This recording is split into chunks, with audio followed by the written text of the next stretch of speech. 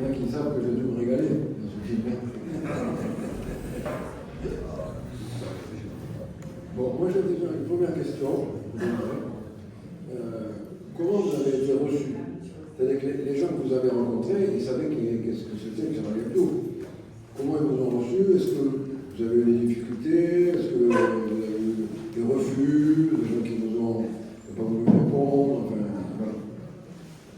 Alors, quand on prépare un documentaire, surtout dans un pays étranger, on utilise ce qu'on appelle un fixeur, c'est-à-dire il y a quelqu'un sur place qui connaît déjà la personne et on dit voilà, on aimerait rencontrer tel genre de personne, est-ce que tu peux me faire rencontrer telle ou telle personne? Et c'est lui, par exemple, le père du Boulet, notre fixeur avait été son élève. Il avait été notre fixeur, on a un fixeur palestinien et notre fixeur israélien. Donc voilà, pour rencontrer les rabbins, notre fixeur israélien, il avait des relations, il est entré en contact avec des personnes, en disant voilà, est-ce que vous accepteriez de vous parler pour un documentaire? Et puis le fixeur palestinien, et il avait trouvé d'autres personnes du côté palestinien. Donc évidemment, avant d'arriver à Jérusalem, tout ça est déjà préparé, il y a déjà, on a déjà des interlocuteurs, on sait qu'on va les rencontrer, il y a des rendez-vous, mais c'est vrai qu'il fallait, je dirais, les rassurer. Alors, moi j'ai donné mon nom, mon vrai nom, j'ai pas voulu dire que c'était fait au nom de Charlie Hebdo parce que je voulais pas qu'il y ait le label Charlie Hebdo, parce que c'était. Je savais pas d'ailleurs très bien ce que j'allais trouver en fait.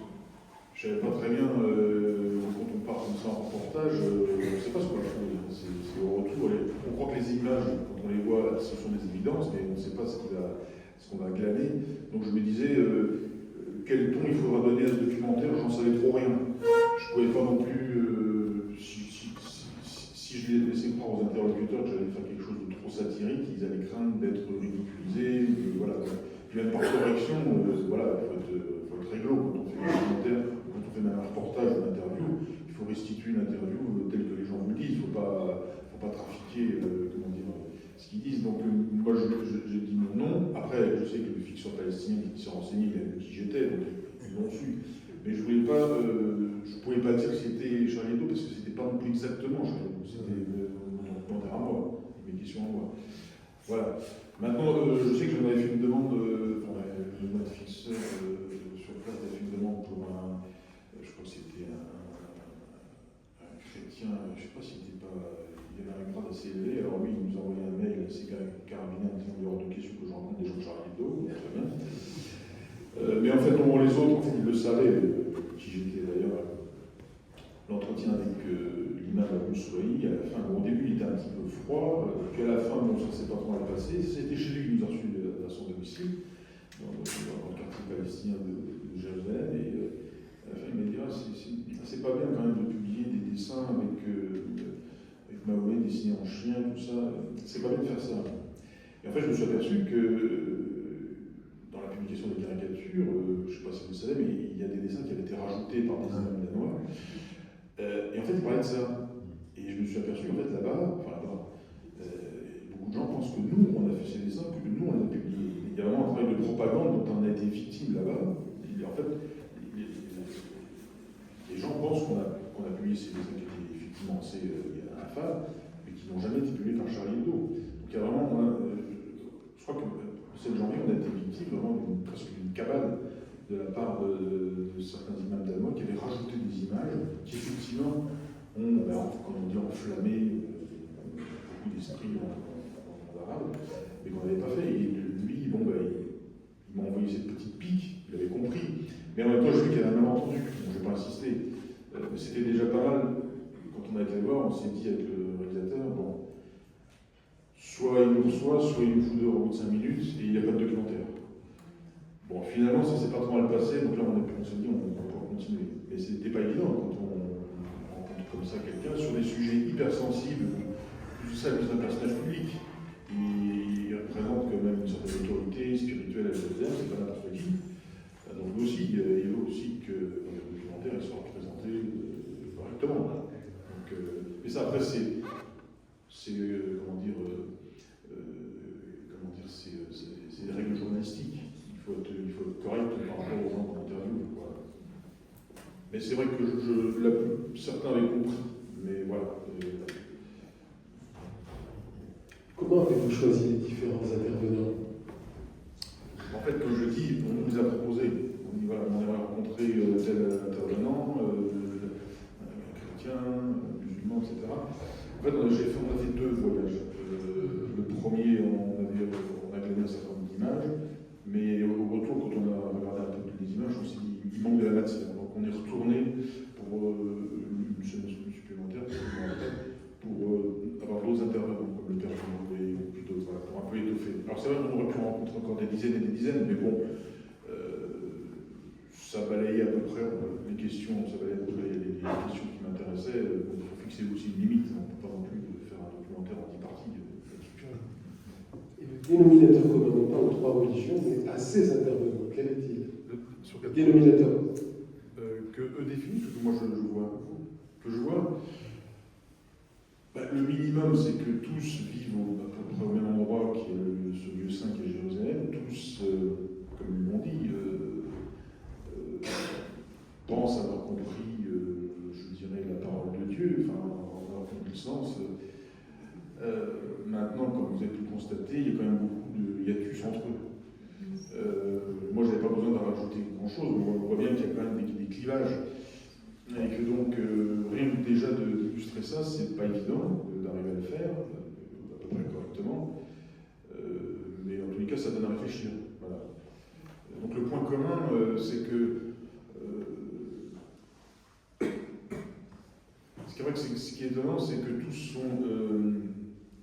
n'envisagent même pas de vivre sans l'idée de Dieu. Et c'est presque, bon après, chacun vit sa vie comme il veut, on a l'impression qu'ils sont presque prisonniers d'une inquiétude commune. Quelle relation avoir avec Dieu? Alors chacun nous donne sa réponse, mais il y a quelque chose d'un peu inquiet, je trouve. Enfin moi, en qualité, je trouve que qu'ils sont traversés par, je ne vais pas dire des angoisses, mais par des inquiétudes qu'en tant qu'athée on n'a pas. Voilà, si je puis dire. Est-ce qu'ils ont, ceux que vous avez interrogés, est-ce qu'ils ont vu ils l'ont vu? Je sais pas, j'ai pas eu de retour, puisqu'en fait ça a été diffusé sur France Télévisions, donc il est possible que certains l'ont vu. Vous n'avez pas de retour? Non, j'ai pas eu de retour. Bon, en même temps, s'il y a peu de retour, c'est qu'il n'y a rien qui a pu choquer particulièrement. Oui, c'est ça. On va peut-être essayer de On va donner la parole à la salle. Alors, l'homme de théâtre Daniel Mesguich, qui a souvent été croqué dans Charlie Hebdo, et qui n'est pas religieux du tout, même s'il vient d'une tradition rabbinique, dit la chose suivante: la plupart des gens disent je crois en Dieu, je crois en Dieu. Mais c'est qu'ils n'en sont pas sûrs, il faut dire je pense. Oui, c'est vrai que quand le mot croire, c'est, comme je dis en anglais, c'est un désir. Il y a un désir de Dieu, mais un désir, ça ne fait pas une réalité. Il faut respecter le désir, moi je respecte que les gens désirent Dieu, le pensent, mais ça ne peut pas aller au-delà qu'une interrogation personnelle et intime. Et à partir du moment où ça sort du secret de la conscience de chacun, et à partir du moment où ça va dans l'espace public, on voit bien que ça devient un problème politique. On passe d'une question spirituelle à un problème politique. Et c'est là où on va pas être d'accord. Voilà. Alors, on va vous donner la salle, cher public. Qui souhaite interroger Brice? Alors, oui. La dame et ensuite monsieur. Merci pour ce documentaire très intéressant. Je pense que cette démarche est quand même aux attentats et que vous avez besoin de voir sur place. Et je me demande ce que ça vous a apporté finalement. Alors ce désir, en fait, j'avais déjà été à Jérusalem en 2001 pour un reportage pour Charlie Hebdo. Donc j'avais déjà côtoyé ces lieux, donc, mais je n'avais pas été dans cette optique-là. Mais Charles, dans les années 90, avait été à Jérusalem. C'est lui le premier qui m'avait parlé du Saint-Sépulcre, je ne sais pas trop tout ça. Donc c'est lui qui m'a un peu éveillé ma curiosité sur cet endroit. Et donc quand j'avais été en déménage à Jérusalem, c'est vrai que j'ai j'ai vu ces lieux et bon, c'est pas non plus les attentats qui ont fait découvrir ces lieux, mais quand j'ai voulu faire ce documentaire, je me suis dit, il n'y a qu'un endroit où il faut aller pour parler de ces trois religions de manière à peu près égale, c'est Jérusalem. Ça ne peut pas être mieux. Voilà. Puis même, c'est un endroit assez extraordinaire. C'est surtout un lieu, c'est pas très grand, le Jérusalem, pour ceux qui y ont été, et c'est un lieu où il y a une proximité, presque une promiscuité entre les trois religions, et on ne sent pas forcément beaucoup de fluidité entre les religions. Ça ressemble un peu à, vous savez, une copropriété, les locataires se croisent dans l'escalier, ils se disent jamais bonjour. C'est un peu ça, ils se côtoient, ils se croisent dans les rues, ils ne disent pas souvent bonjour. Voilà. Ça m'a donné cette impression. Qu'est-ce que ça vous a apporté, personnellement? Moi, disons que ça. C'est toujours un tir. C'est vrai que c'était la première fois que j'ai pu discuter un peu en direct avec des religieux, parce que c'est vrai qu'à Charlie Hebdo, on ne pense pas forcément à discuter avec les religieux, et puis comme vous le dites, c'est pas non plus évident d'être accepté par des religieux, si on peut parler avec nous, c'est pas sûr non plus, vu les caricatures qu'on fait, mais c'était intéressant de discuter avec eux, parce que c'était pas facile aussi avec la langue. Parce que quand il y a un rabbin qui nous répond en hébreu, il fallait traduire en anglais, donc il n'y a pas non plus la fluidité. C'était beaucoup plus facile de discuter avec le père du Brûlé qui était francophone. Voilà, on pouvait répondre, c'était plus facile. Mais c'est vrai que je posais une question, j'ai laissé répondre, je ne pouvais pas non plus trop rebondir. C'est ça qui est un peu frustrant. C'est vrai que j'aurais aimé pouvoir peut-être parler plus lentement et de manière peut-être plus libre, plus fluide. Bon, mais c'était déjà pas mal d'avoir réussi à obtenir ce genre de rencontre, de dialogue. Ce sera pour la prochaine fois. Bonsoir. J'ai l'impression que vous n'avez pas rencontré, enfin c'est plus une impression, les personnalités parmi les plus extrémistes dans les différentes religions. Même on pourrait aller vers l'idée que vous avez rencontré les gens parmi les plus tolérants dans un certain nombre de cas. Est-ce que vous avez quelque chose à... C'est-à-dire que... remarquer à ce moment-là? Alors une chose, bon, j'aurais... aller voir les gens les plus intolérants, c'est peut-être pas conseillé pour moi. Donc,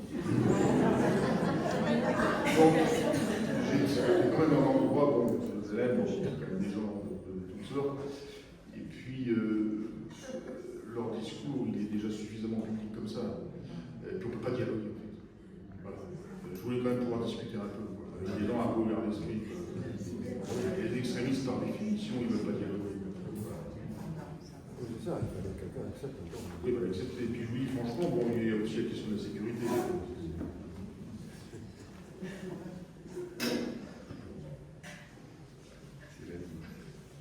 Oui, bonsoir, Hubert Marcat, Montpellier. Merci de votre témoignage concernant l'espace de liberté de Canard. Ce film est sorti quand? S'il était diffusé sur le territoire national, et si le nombre de séquences a été en longueur important, avez-vous reçu des menaces éventuelles? Non, alors c'était diffusé. Alors c'est vrai que quand vous faites j'ai découvert un peu le fonctionnement des documentaires. Quand les documentaires sont fabriqués, en fait, ils sont déjà préfinancés par les chaînes qui vont être diffusées. Donc ça veut dire que le scénario, tout est déjà un peu validé en amont par les chaînes, et finalement, moi je dois dire, c'est mon point de vue, que c'est un peu des produits fabriqués par les chaînes. Et faire des documentaires personnels, avec des produits personnels, c'est beaucoup plus aventureux, et aucune chaîne va financer un truc comme ça. Ça, on a dû le faire seul. Et quand on l'a proposé, ils étaient gênés parce que ça ne rentrait pas dans leur cahier des charges, dans leur ligne éditoriale. Il y a des chaînes qui ont refusé de le diffuser. Mais finalement, c'est France Télévisions qui a accepté qu'il soit diffusé en streaming. Voilà. Donc je crois qu'il a été disponible pendant 1 an et demi à peu près sur France Télévisions. Il n'a pas été déclaré. Sur la chaîne de télé, non. Non, il est Non. Il était en streaming sur le site, ce qui est déjà pas mal. Et aujourd'hui, on peut le voir sur le site de Charlie. Il y a un lien, oui, on pourra encore le voir. Mais c'est vrai que les chaînes et les diffusions ne se battent pas beaucoup pour publier ça. Voilà. Et puis les diffusions en salle de cinéma, c'est toujours un peu délicat parce que les gens vont lire des boîtes de sécurité, Merci Patata, Charlie Hebdo, donc il y a toujours mille bonnes raisons de ne pas diffuser un truc comme ça. Bonsoir, juste une question, je voulais savoir où sont les femmes. Parce que dans le reportage, on parle qu'il y a des hommes. Donc, que pensent les femmes?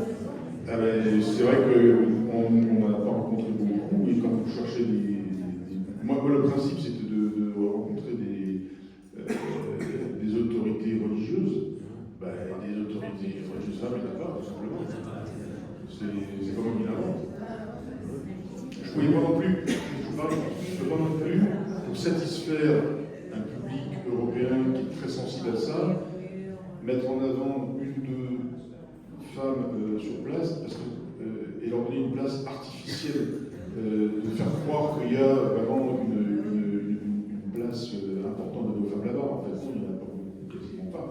Donc il ne faut pas fabriquer non plus un produit qui satisfait les exigences d'aujourd'hui ici. Sinon, ça sonne faux. Oui, bonsoir.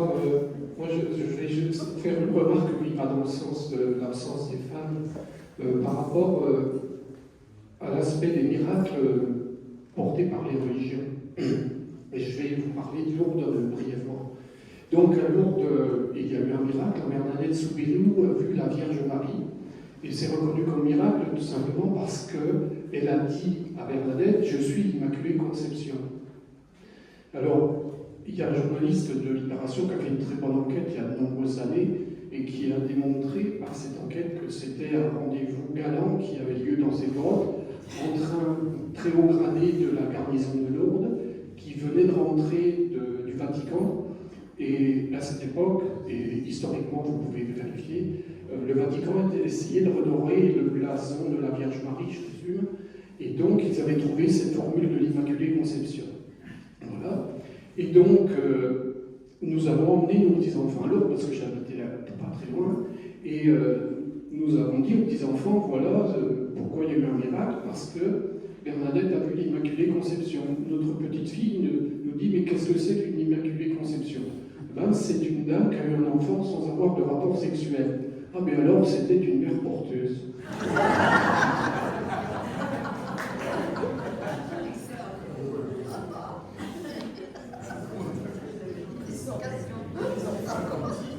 Oui, je reviens sur la femme, c'est-à-dire non pas qu'on n'en voit pas, mais est-ce que ça n'aurait pas pu être une question, puisque vous avez posé la question de la liberté, du doute, est-ce que ça n'aurait pas pu être un thème de votre documentaire posé aux autorités religieuses que vous avez rencontrées? Ben en fait, ça, ce que vous dites, c'est le thème d'un autre documentaire à part entière. C'est quasiment un documentaire entier qui va là-dessus.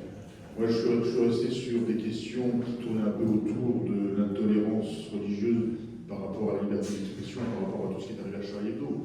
Et c'est vrai qu'on peut poser mille questions à ces personnages sur tout un tas d'autres sujets.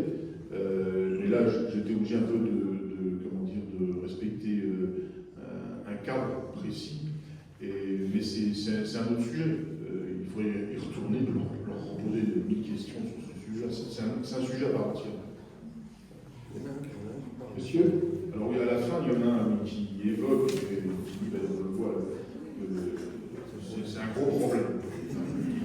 On sent, d'ailleurs c'est intéressant parce que c'est un chèque, ou chèque, je ne sais pas comment on dit, il me dit à la fin qu'il y a des discussions, des débats qu'il y a dans le monde musulman, en tous les cas les chiens qui fréquentent, où des questions aujourd'hui sont abordées qui n'étaient pas abordées il y a 10 ans. C'est-à-dire qu'on sent au sein du monde musulman, il y a aussi des débats, des tensions, des rapports de force, que le monde musulman est traversé aussi par des doutes, des interrogations, des conflits, et que contrairement à l'image qu'on peut donner de négatif ou de positif, c'est pas du tout homogène le monde musulman. C'est très, il y a plein de clivages, c'est très intéressant, comme le révérend protestant qui disait, mais en Palestine, il y a plein de gens qui sont athées, mais personne ne le dit. Donc, il faut toujours un peu se méfier de la belle homogénéité que les religions prétendent offrir au monde. C'est un peu une façade. Voilà. Bonsoir. Tout à l'heure, vous avez dit que l'imam, vous avez fait la remarque à la fin vous avez ajouté que Charlie Hebdo n'était pas à l'origine de certaines de ces... Pourquoi est-ce que vous ne lui avez pas dit? En fait, ça c'était quand la séquence était finie. Ça. C'était une autre café, enfin c'était fini, on allait partir, c'était comme ça, donc c'était pas dans le documentaire.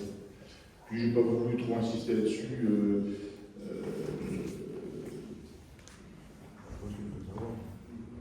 Non, je pense je crois qu'il y en a beaucoup qui pensent qu'on a publié ces dessins. Il y a vraiment un travail de propagande qui a fait son effet. Pourtant, l'imam danois, un des 3 imams danois qui a auteur de cette supercherie, a eu les remords et a écrit un livre pour dire voilà, qu'ils n'auraient pas dû faire ça. Mais bon, il a quitté le Danemark, il s'est réfugié au Groenland, qui est un endroit un peu plus local jusqu'à présent. Et je crois qu'il se fait encore au Groenland. Je ne sais pas jusqu'à quand on reste tranquille. Mais oui, il y a une vraie manipulation. On pourrait faire une histoire sur une vraie manipulation à ce niveau-là. Oui, Richard Malka. Oui, Malka. L'avait expliqué dans son film. Oui, voilà, Richard Malka a fait un film aussi. Il explique très bien. Il montre les images, il commence à été ne perdez pas, mais par 3 imams danois pour. Parce que quand les caricatures de Mahomet qui avaient été publiées dans le journal Le Posten ont été diffusées, ça n'a pas provoqué grand-chose. Et donc ils se sont dit, parce que finalement, ce n'était pas des dessins, si on a vu ça, un collier un peu déplaisant, enfin sans plus.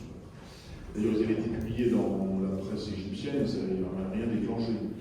Et oui, avant que ça arrive au Danemark, je crois que.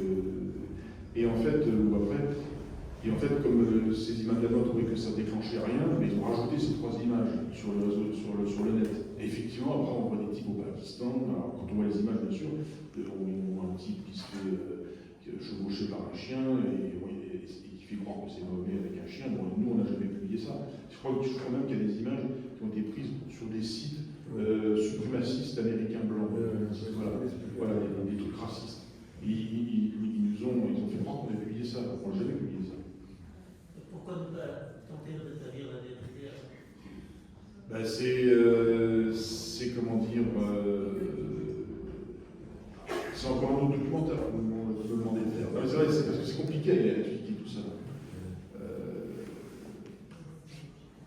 Même 10 ans après, on a beau faire de la pédagogie, expliquer tout un tas de choses. Des choses qui sont évidentes pour nous ne sont pas encore bien connues ou mal connues. Il faut tout le temps répéter les choses. Voilà. Bonsoir. Moi, je voulais vous féliciter pour votre travail et la richesse de ce documentaire.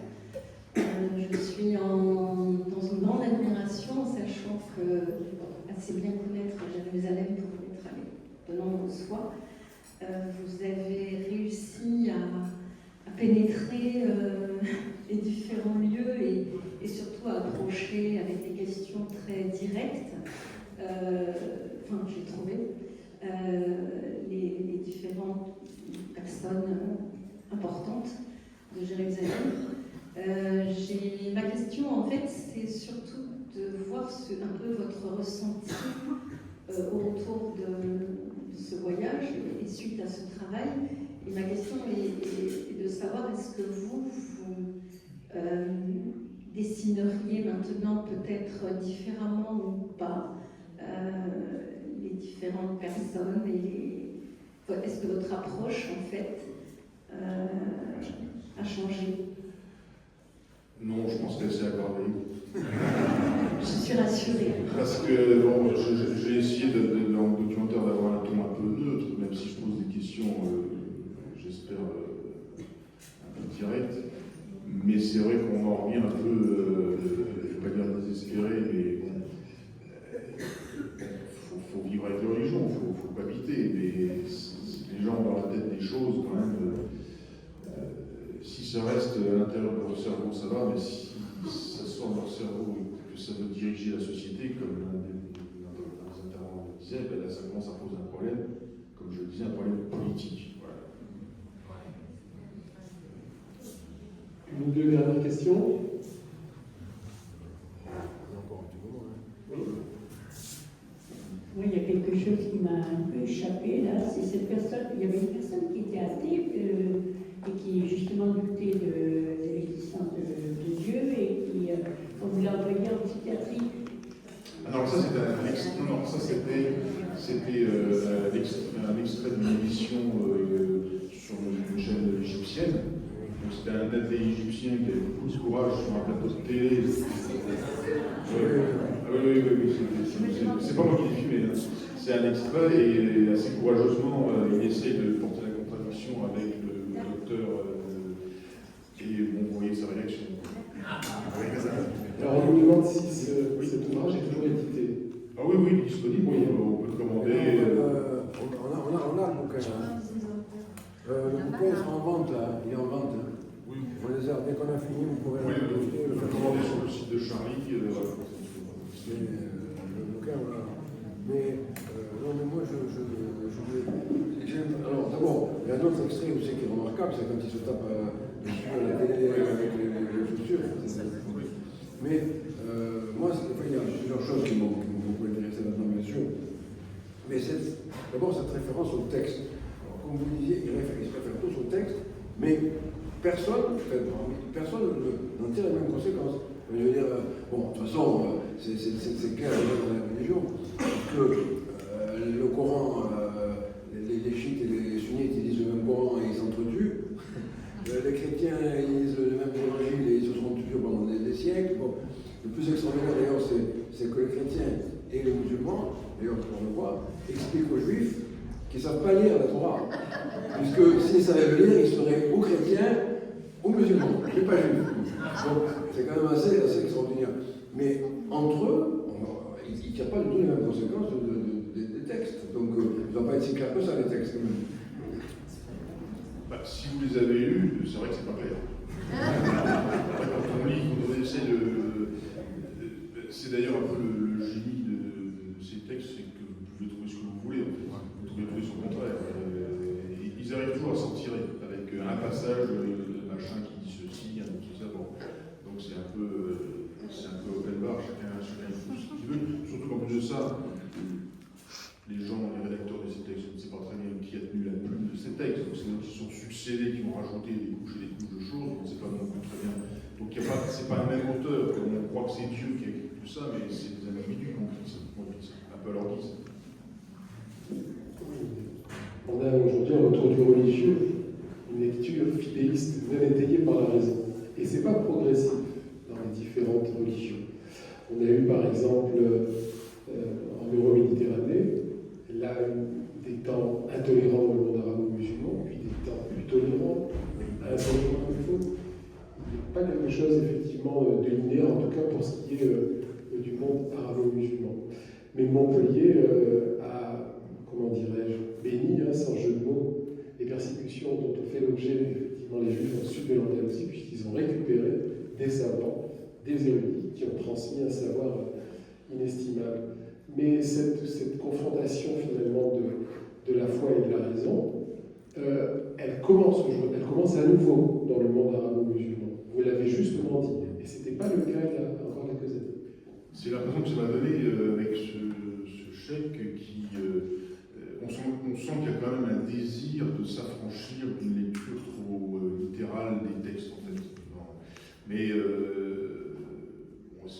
est-ce que c'est l'âme de fond qui contredira des musulmans un peu comme l'imam Abou Souaïd qui lui a dit comme ça, il n'y a rien à changer dans l'islam. On voit bien qu'il y a une tension au sein des musulmans. Mais c'est vrai que la question d'interprétation des textes est fondamentale.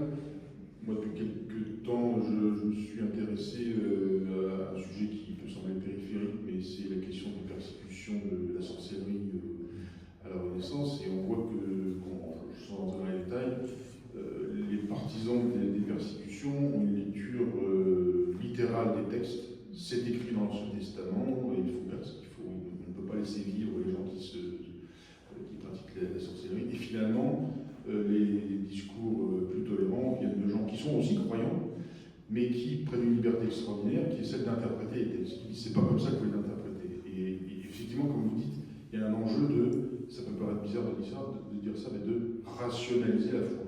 est-ce qu'on peut rationaliser la foi? Voilà, c'est ça un peu l'enjeu pour toutes les religions.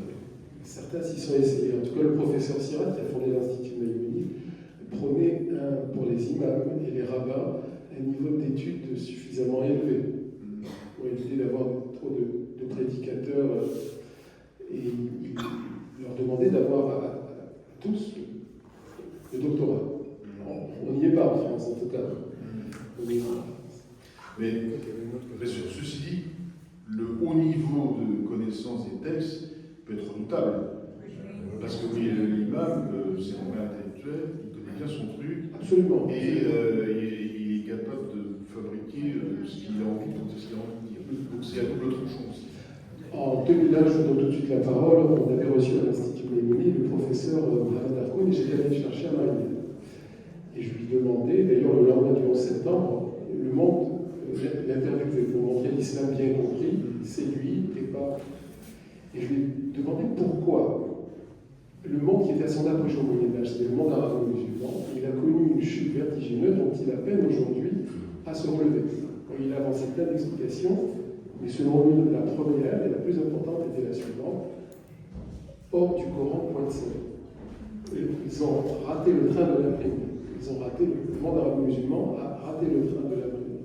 Et c'est l'une des clés de compréhension, selon lui, à cette chute vertigineuse du fait qu'au Moyen-Âge, la langue du savoir, c'était l'arabe. Les plus grands savants étaient arabo-musulmans. Bon, aujourd'hui, ce n'est plus le cas. Il y avait encore une question là-bas. Il y avait encore une question, monsieur, et puis on va conclure. Mon père, oui.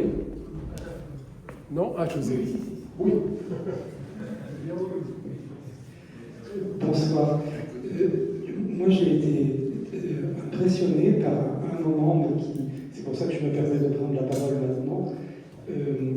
Quand vous êtes face à l'imam, c'est peut-être le seul moment de votre documentaire où quand vous proposez à son interprétation une sourate du Coran, c'est peut-être le seul moment où il y a quelques secondes de silence. Et là, quand j'ai écouté ce silence, qui me semblait très éloquent, je me suis dit, peut-être est-ce ma naïveté, il y a peut-être quelque chose d'une espérance. Parce que vous avez réussi, me semble-t-il, en lui posant là cette sourate, les mots, je balbutie les mots, mais à le déplacer, à le déstabiliser peut-être. Après, il reprend la main. Mais en tout cas, alors je ne veux pas faire de la psychologie à peu près, mais j'ai eu l'impression qu'il est le silence, ce silence-là parlait. Et merci pour ça. Ben, merci pour le oui. Merci pour le oui. Mais oui, c'est vrai que c'était un interlocuteur redoutable parce qu'il était très outil intellectuellement, donc il avait la réponse à tout. Et c'est pas facile entre guillemets, de mettre au pied du mur et de mettre en évidence, je ne vais pas dire leurs limites, c'est peut-être un peu, mais quand même un peu. Quand il cite par exemple Ahmed Rosali, qui dit les spécialistes de Ahmed Rosali, et il dit Descartes avait un exemplaire de Rosali, donc il s'armait complètement. Et là on voit qu'il y a aussi un enjeu entre ce qu'on appelle le rapide, l'Orient et l'Occident, comme s'il fallait inverser, comme s'il y avait une espèce de frustration de voir le monde intellectuel occidental, je ne vais pas dire leader, et le monde intellectuel musulman un peu en retrait, comme vous le dites. Et là, par ce détail, il pensait inverser les choses. En fait, c'est le monde occidental qui est à la traîne du travail intellectuel, comme sur Ahmed Rosali, qui, d'après ce que j'ai compris, a essayé de rationaliser la foi. Ce qui est une entreprise très ambitieuse. Ça vaut bien toute une vie. Oui, bon, on va arrêter. Mais alors, il y a une chose qui était très intéressante. À un moment donné, il y a quelqu'un qui dit les musulmans en Amérique ou en France, ils vivent finalement mieux que chez nous. Bon, on peut dire que c'est quand même grâce à la laïcité. Hein, on va tous se féliciter. C'est quand même la laïcité qu'on a arrachée aux religieux. c'est pas la religion, c'est nous qui avons arraché la religion. Alors je vois des élus qui sont là et qui savent ce que c'est que la laïcité, c'est un combat. On remercie de tous les jours. Jérôme Moignet, William Gay. Voilà, qui sont deux élus. Voilà. oui, Jérôme Moignet qui est membre du conseil départemental. Ouais, je suis venu, je voulais écouter, puis je voulais voir le film. Et quelque chose qui m'a beaucoup marqué, c'est en arrivant, je suis arrivé en retard, je m'en excuse, mais c'est le nombre de personnes en armes qu'il y avait devant la porte. Et bon, à la fois c'était rassurant, mais à la fois ça dit ce que vous êtes et ce que vous représentez. Et voilà, je voulais pour cela, parce que votre vie ne doit pas être facile tous les jours, de ne pas pouvoir se déplacer, de ne pas pouvoir dire ce qu'on veut comme on le veut, même si ici vous avez cette liberté de parole et que vous portez beaucoup de choses. Effectivement, on est des porteurs de la laïcité parce que c'est la possibilité pour chacun de vivre comme il veut par rapport à la religion. Ici, il y a des gens de toutes les confessions. Et je les remercie. Et puis voilà, je voulais vous saluer parce que même 10 ans après, ça ne va pas être facile pour vous. Et voilà, on est avec vous, on vous soutient. En tout cas, merci d'être venu.